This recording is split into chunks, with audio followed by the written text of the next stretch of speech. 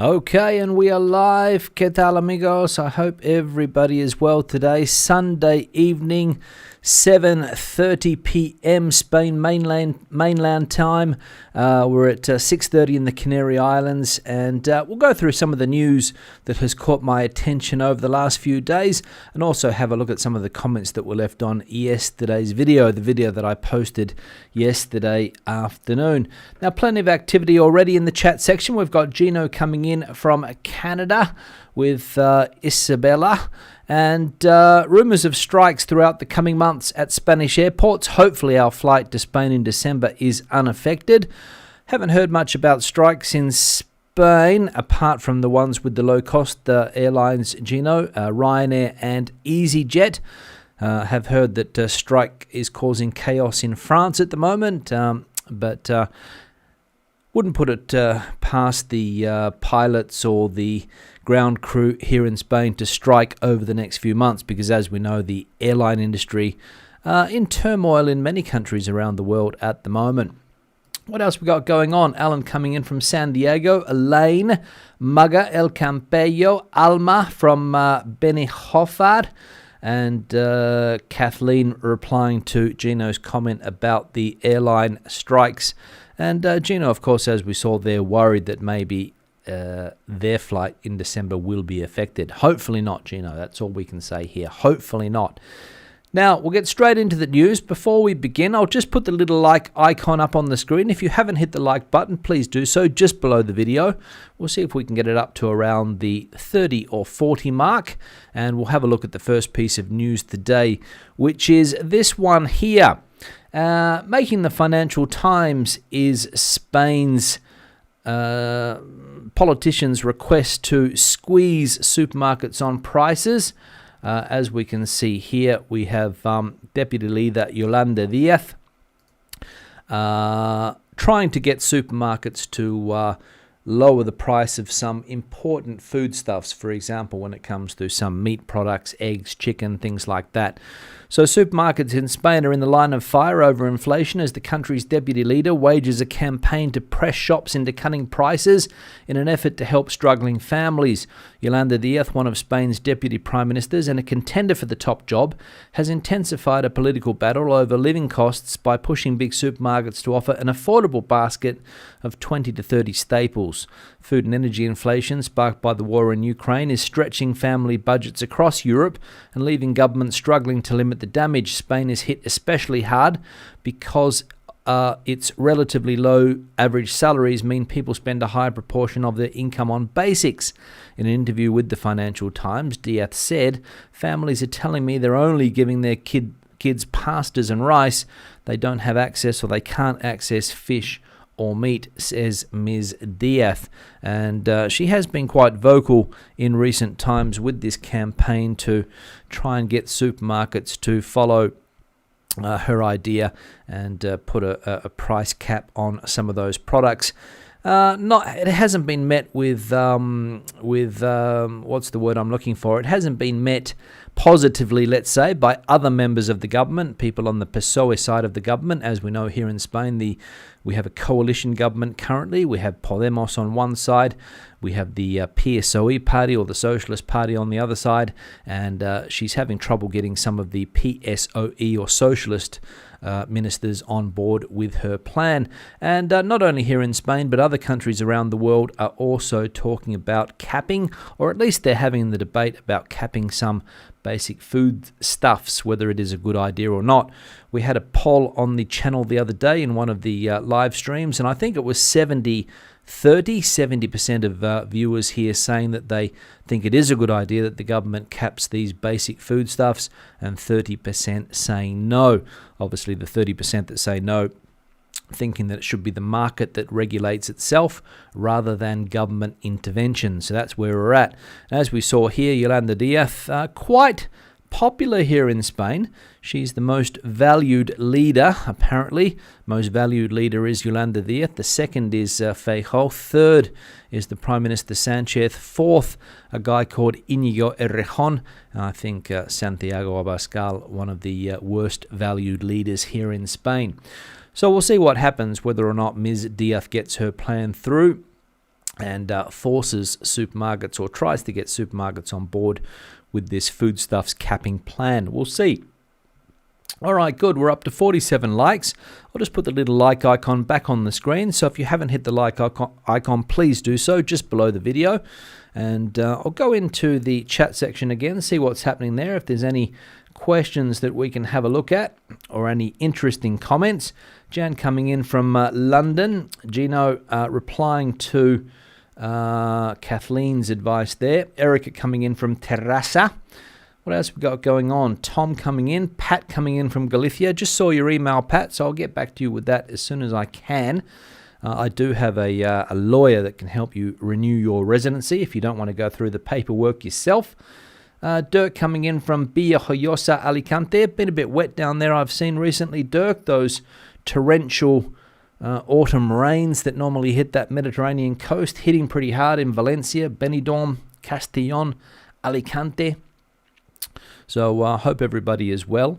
Mark coming in from Seville. Gillian coming in from Torrevieja. And who else we got here? We've got Micheline coming in from Vancouver, British Columbia.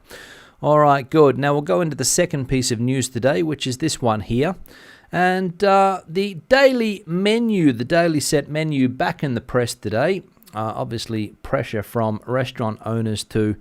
Maybe they're asking for government help as well to try and keep the daily set menu alive. Either you raise the prices or eliminate dishes, they say. There are no other options. It's a classic in Spanish restaurants, the Menú del Día. But rising food and energy prices are putting it in danger. Its formula has been working for decades because, according to restaurateurs, it offers excellent value for money. A balance, they warn, is increasingly difficult to maintain. They explain to News from the Hermanos Mínguez restaurant in Madrid, "We have been serving menus for 49 years and it has never cost us as much as now to design one at a reasonable price," says its owner Arturo Jimenez. Even so, they can boast of keeping it at an affordable cost. "We had it at €10 and we have raised it to 11, but we are considering putting it at 12 because we have hardly any profit," he laments, "and we don't pay rent or a mortgage, otherwise it would be impossible." So there we go. The daily struggle that restaurant owners are having here in Spain to keep the Menú del Día affordable and also tasty, because that's a key to the menu as well. There's lots of bad menus, but you want value for money. You want decent dishes. And we saw that restaurant there in Madrid, Hermanos Mínguez. Haven't been to that restaurant, but I imagine that it is one of these classic places that's, as we saw, been serving menus for 49 years and recently put their prices up to 11, and they can do it because they don't pay rent or a mortgage there. So imagine if you did have to pay a mortgage or rent, you would be struggling to keep the menu competitive. We had a bit of a debate back in August, I think it was, when this story first hit the headlines, or this topic first hit the headlines, and we saw that the average cost of a menu in Spain is around €13 now. There was a picture that accompanied the article of this menu here. Apparently this is a restaurant in Lugo, Galicia, and we can see there what you get for €12 here. You get a guiso de judías. Well, the first courses, you get you choose from guiso de judías, revuelto de champiñones, or salpicón de bonito. Second course, you've got roast chicken, secreto a la parrilla, which is a pork dish, like a grilled pork dish, and marracho a la plancha, which is, I think marracho is a type of shark. So obviously offering chicken, pork, and fish as a second. And you've got one drink, dessert, and coffee included in the price. And the menu is available until the food runs out, basically. And we get an idea of what you can get for €12 in a place like Galicia. Guiso de judías, so some type of bean, green bean, or maybe white beans, or type of bean dish there, and a mushroom omelette, champignon revuelto, mushroom omelette, I would say. So that's what you get for your menu here in Spain, €12, €11, 13, or I paid the other day $13.95 for my Menú del Día, which was quite tasty, I must admit. And that's where my partner prefers to go because she's happy with the quality. She would prefer to pay 14 euros for a menu rather than 12 and get a decent meal at 14 rather than a less than adequate meal, taste-wise, let's say, for 12. So that's why we go to that place there. All right, good. We're up to 72 likes. I'll just put the little like icon back in the screen now. Let us know your experience with menus, what you get for your price, whether you pay 10, 11, 12, 13 euros for your menu. What does it include? Do you get fish in the menu? Do you get mainly meat? Do you get a good choice of firsts? Good choice of seconds? Is dessert included? Coffee included as well? Let us know. The other day we even got a little chupito included, a little glass of pacharan, which is a type of alcohol, which was included after the meal, a digestive, I think they call them, and it went down quite well after the meal, so I was happy with that. All right, now we'll go into the chat section here, talking about the Storms. Exactly, I thought that was the case. Jason is back in Wolverhampton after spending 3 weeks in Spain, not enjoying the UK weather, a bit cold there. It's getting colder here as well, Jason, especially the nights. The days are okay, but I imagine that is going to change soon. Maura coming in from Donegal in Ireland. Kathy coming in from Missouri.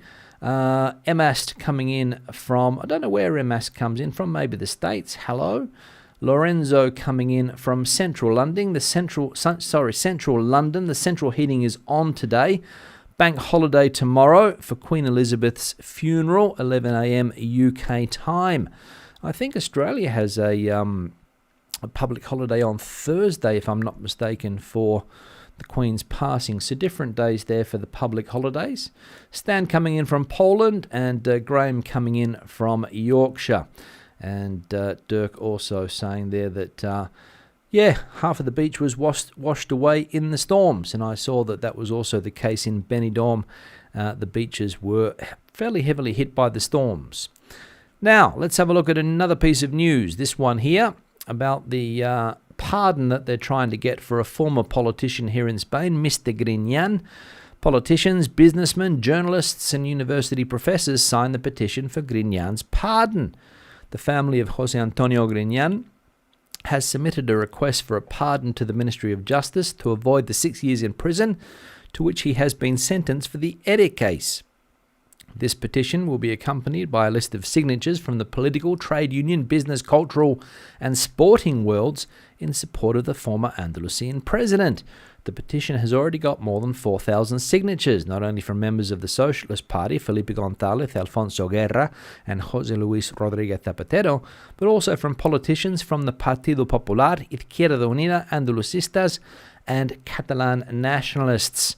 From the world of sport, the list has been signed by the former national football team manager Vicente del Bosque and the skier Maria José Rienda. From the cultural scene, personalities such as Miguel Ríos, José Luis García, Javier Cercas, Luis García Montero, among others, have also signed the request for a pardon.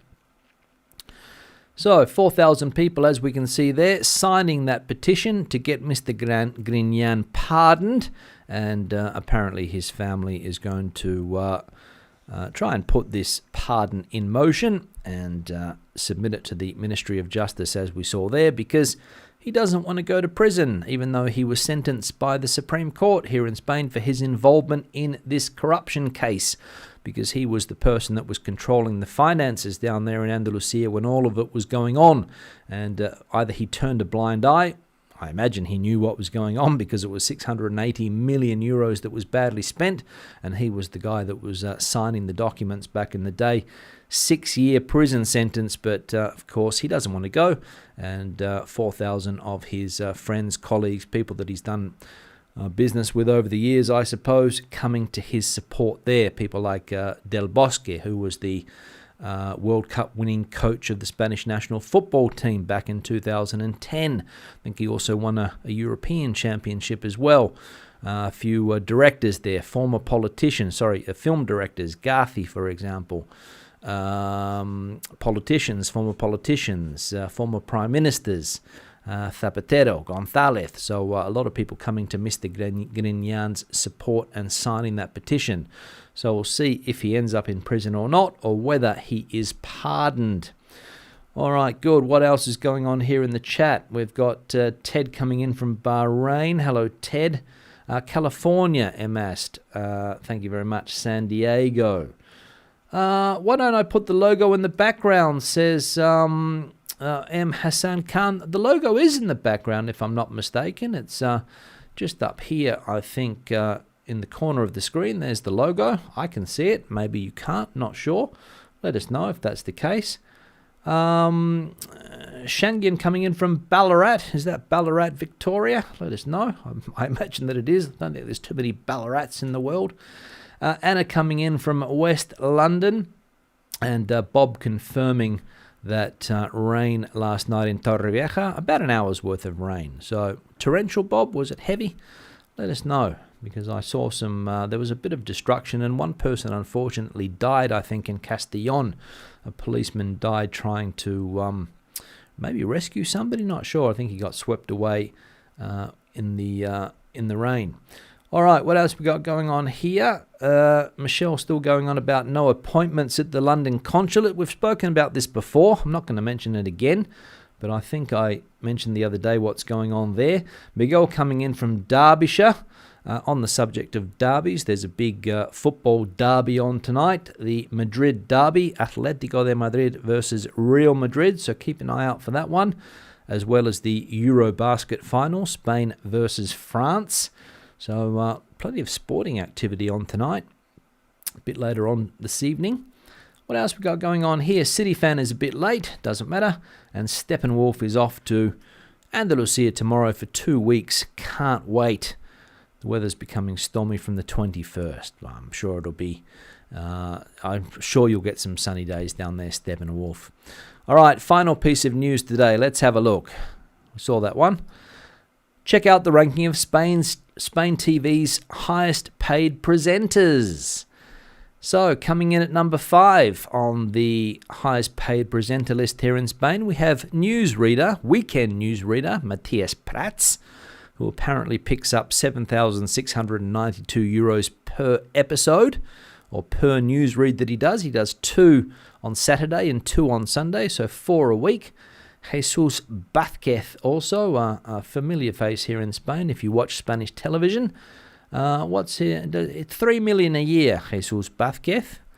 What else we got? We got number 3, Jorge Javier Vázquez, who's also on around $3 million a year. You would have seen him if you like the scandal, or the what they call here the Prensa Rosa, Sálvame, I think, one of the more popular shows on Telecinco.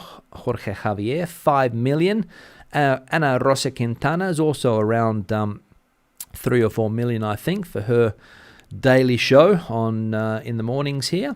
And coming in at number 1 is Pablo Motos, the highest paid presenter in Spain, who has an evening show Monday through Thursday called El Hormiguero, and he picks up €24,691 per episode.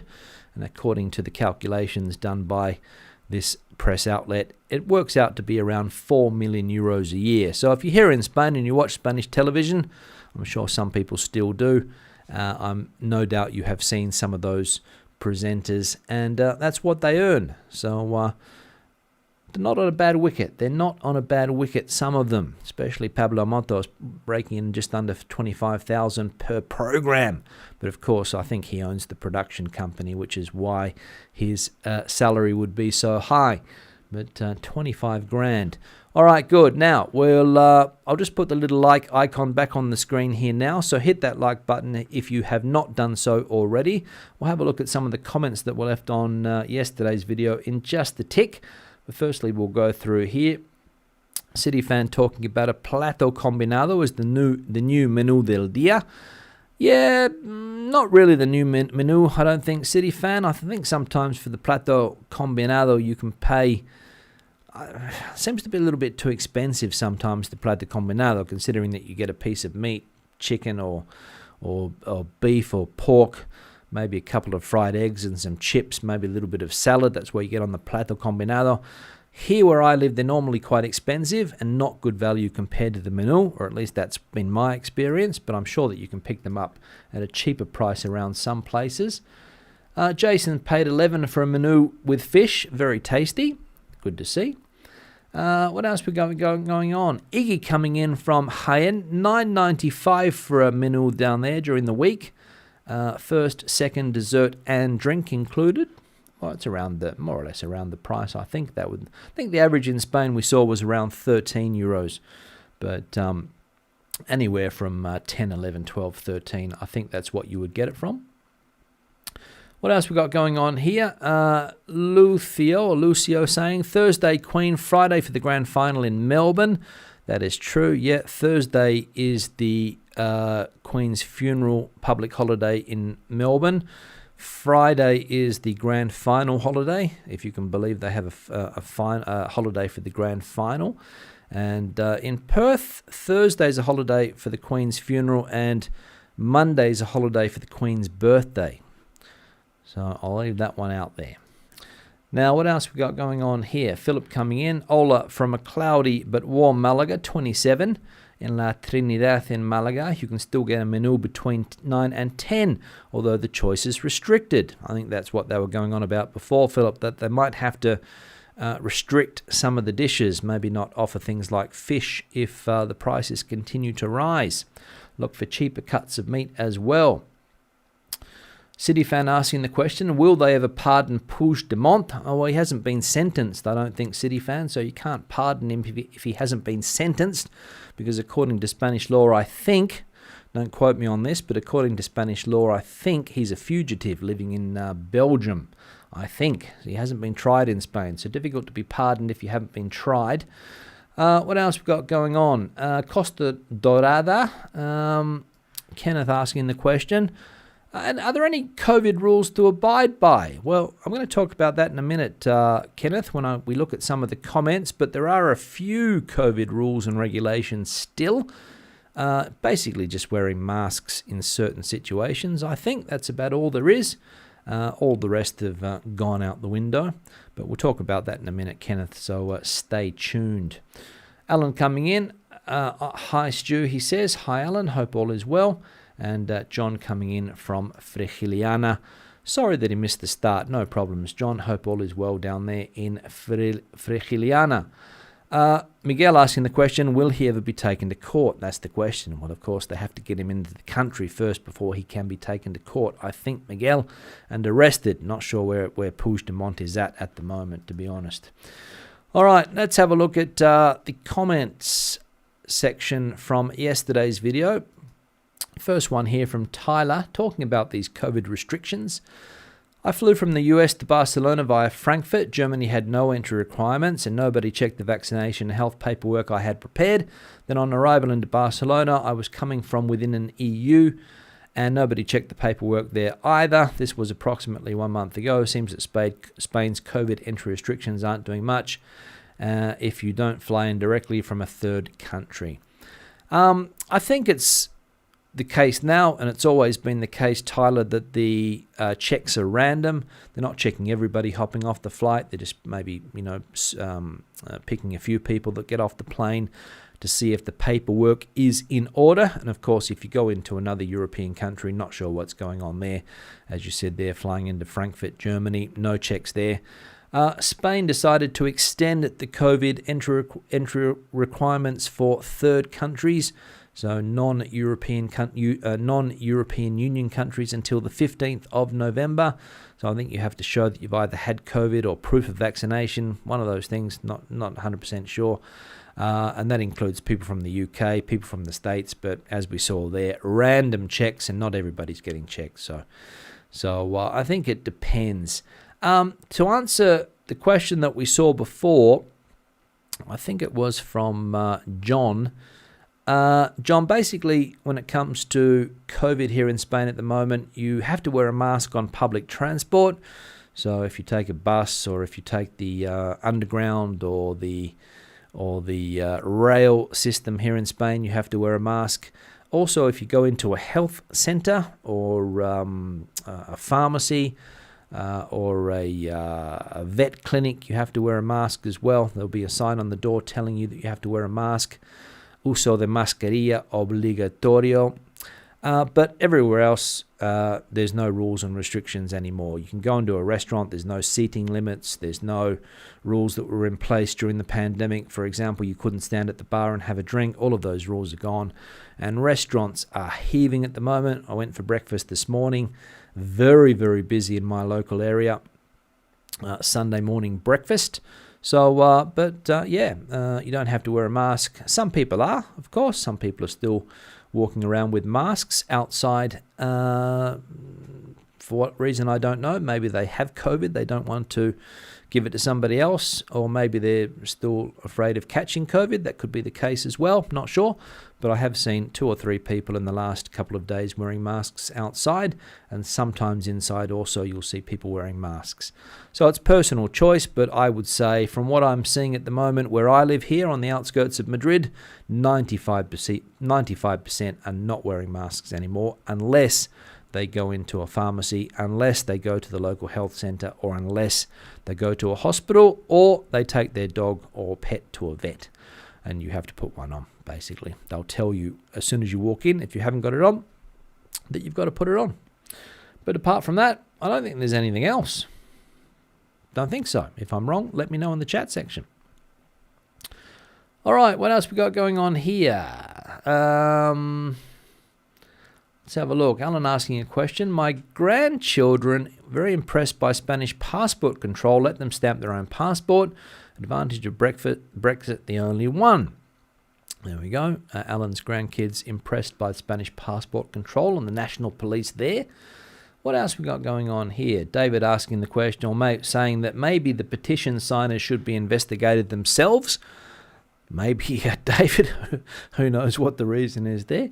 Ignace coming in from a rainy Utrecht. What else we got going on? The rain came heavy on the Levante coast and then stopped. So, torrential then stopping. Timo talking about language. I'm only intermediate on Spanish language. Do you know how to check the status of my father's birth certificate on the Ministry of Justice website? No idea, Timo, but we'll leave the question there for viewers in the chat section to answer. If anybody has any information that can help Timo, let him know, please. Now, we're up to 115 likes. I'll just put the little like icon back on the screen again there. So if you haven't hit the like button, please do so. And we'll see if we can get up to 130, 140 likes today. Let's see. Now, we're up to the 27-minute mark. Let's go into another comment. Have a look at this one here now from Angela. Talking about what we just spoke about. So, have to wear a mask in the hospital environment, also a GP, also in the pharmacist. At least here in Alicante, we do. Thanks for the updates. Yeah, I think that's a Spain-wide thing, Angela. I don't think that depends on the autonomous community. So you're in the Alicante region. Here in Madrid, it's exactly the same. And I imagine it's exactly the same in all of Spain's provinces, all of Spain's autonomous communities, the same rules and regulations when it comes to wearing a mask. There is talk, I mentioned this yesterday, that every day on the television news you see health experts questioning the remaining COVID rules, saying that they shouldn't be necessary anymore. So we'll see if the government does indeed drop the remaining rules when it comes to COVID and we can put mask wearing behind us. We'll see. We'll see what happens. All right, what else we got going on? The Puigdemont debate is raging there. Please remind Brits, let's have a look at this one here. Please remind Brits check their passports are not older than 10 years old from the issue date of travelling to any EU country. My daughter got caught out, not enough warnings out there. So there we go. Not older than 10 years from the issue date if travelling. Seems a bit strange because Australian passports expire at 10 years. So interesting there. So we'll check if that's correct information. 10 years old passport from the issue date. So I'm not sure what happens in the UK when it comes to passports, how frequently you have to renew them. But we'll put that comment out there just to make sure that people are aware that they do have to have 10 years. I'm not sure, but again, I'm sure that will be corrected if it is incorrect information. So we'll see. Not sure whether it will be 10 years, as I said, because my passport expired after 10 years, so you have to get a new one. So I think normally, if I remember correctly, normally when it comes to travelling, at least in my experience, the passport has to be 3 months before expiry date before you can travel. But it could be different with UK passports coming into Spain. So let us know if that is the case in the chat section. 6 months, says Alan. There we go. So I thought it was 3 or 6 months. So 6 months is the date. At least that is the case for Australian passports and obviously US passports as well. But it could be different, as I said, for UK passports. Not sure. Elaine saying that she loves El Hormiguero with Pablo Motos, the evening show here. It's a bit of a strange show. It's sort of a bit of a mix between a chat show, I think. They seem to have a guest on every night. Then they have what's known as a tertulia some nights, where people come on and have a chat about certain things that are happening in Spain. They also have science experiments on there as well. It's quite an interesting program if you like that type of stuff, but very, very popular. I think it's the #1 rating show in that time slot here in Spain. What else we got going on here? Thunderduck, Randy coming in from Lisbon, Portugal. Hello, Randy. Hope all is well there. Mugger's putting on his Leeds United shirt before he hits the local bar for the Madrid derby. Be careful there, Mugger. Some places have banned football strips. Maybe not in El Campello, but in the Balearic Islands, they have banned football strips in some bars and restaurants. So watch out for that. What else we got going on? Yogi asking the question, ¿Cómo está usted? Estoy muy bien, Yogi. ¿Y usted? ¿Está bien? What else we got going on here? Time for change, City fan, and plenty of activity in the chat section. Now we'll move on to another comment. Let's see what's going on here with another comment. This one here from David. Historically, there was no extradition treaty between the UK, and even when a treaty was put in place, the extradition of criminals from Spain to the UK was time-consuming and difficult. This was rectified in 2001. However, by that time, a criminal community was already well established on the Costa del Sol.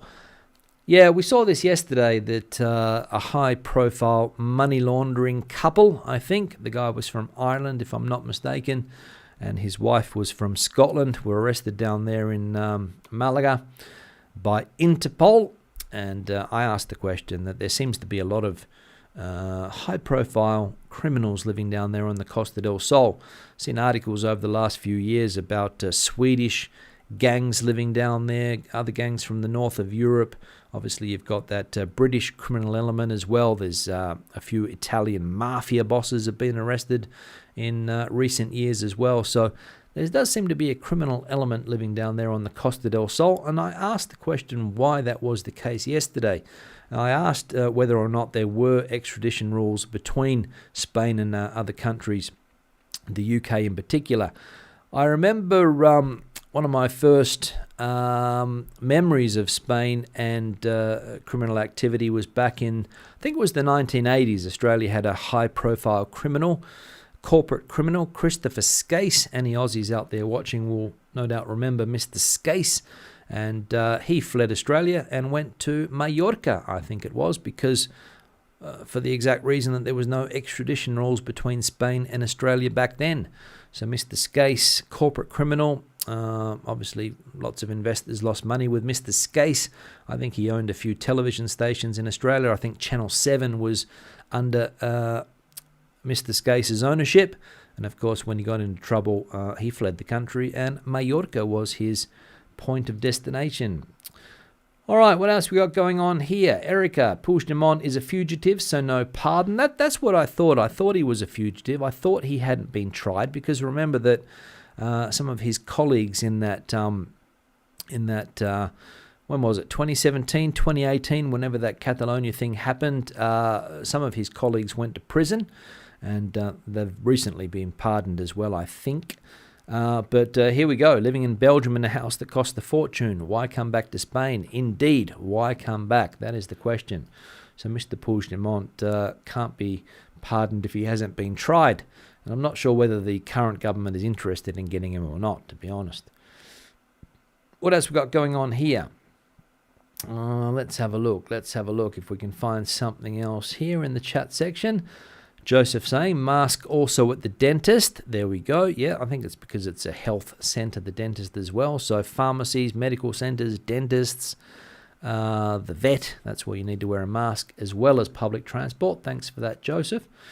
What else we got going on here? UK passport, 6 months, Stuart, says Paul. So there we go. But I have read something that it might be different. Something might be different for the UK. I'm not sure. I'll look into it and see if I can find it. But 6 months is normally the time that you have to have a valid passport. You have to have 6 months left on your passport to travel internationally normally. That's been the case over the years with the amount of times that I've flown back to Australia. Always have to have a minimum 6 months on that passport to be able to travel. All right, let's have a look at another comment from Marion. Why does the government restrict house owners to 3 months and every 6 to live in Spain when they put a lot of money into the community? Very narrow-minded. So people obviously still asking the question about this 90-day rule that British people now have to abide to here in Spain, or everybody from outside the European Union basically. And why, oh why? That is the question Marion is asking here. Well, basically, it's a European Union rule, I think, Marion. It doesn't have much to do with Spain, I don't think. It's a Schengen issue. Spain, of course, is part of the Schengen community, countries that share common borders: Portugal, Spain, France, Germany, the Netherlands, Luxembourg, Schengen. And I think the same rules apply in all of those countries for people from outside the European Union, that you're only allowed to spend 90 in every 180. So it doesn't matter whether you have a house or not. If somebody has a house in France, somebody has a house in Portugal, if somebody has a house in Spain, 90 days is the max. We understand that people spend money. We understand that people do come down to Spain and put money back into the community, but the rules are the rules. And unfortunately, a lot of people didn't have this explained to them when they when the UK went through the Brexit process. Obviously, that was not explained. All right, good. What else we got going on here? Rutherford, when price controls are put into place, it causes food shortages. God help us all. So sorry Spain is going through this. Well, it hasn't really got that bad yet, Rutherford, but they are predicting a heavy winter. And according to Ms. Diaz, we saw a lot of people can't afford to give their kids anything other than pasta and rice, which is unfortunate. Can't afford the fresh stuff. And that's one of the reasons why she wants to put that cap on fresh stuff so that people can afford to give kids a bit of a variety. But it could be right. Price controls could cause food shortages. That is one of the arguments that is put forward. So thanks for that, Rutherford.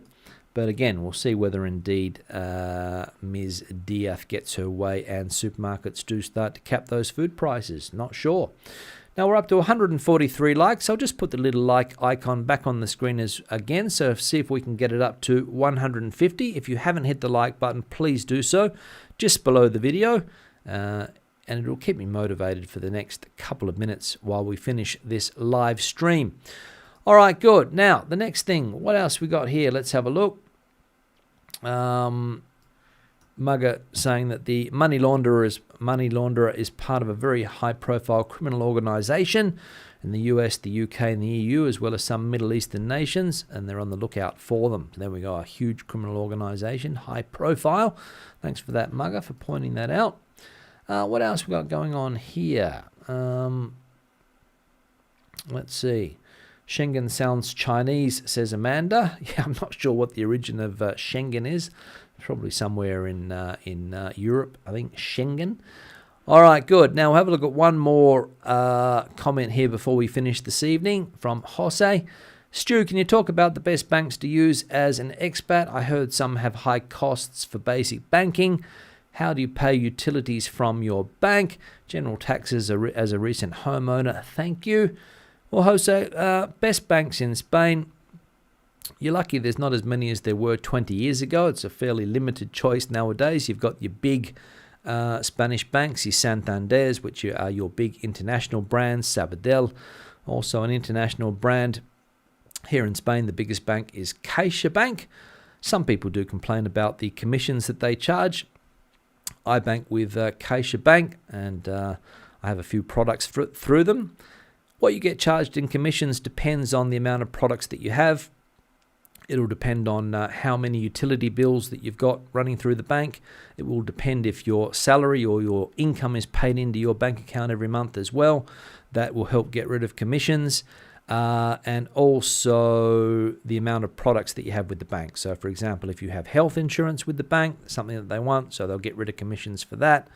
If you have credit cards or a debit card and you spend a certain amount of money per month, they'll also waive commissions. So basically, it all depends what you do with the bank. If you just have money sitting in the bank, you'll get slapped commissions left, right, and center.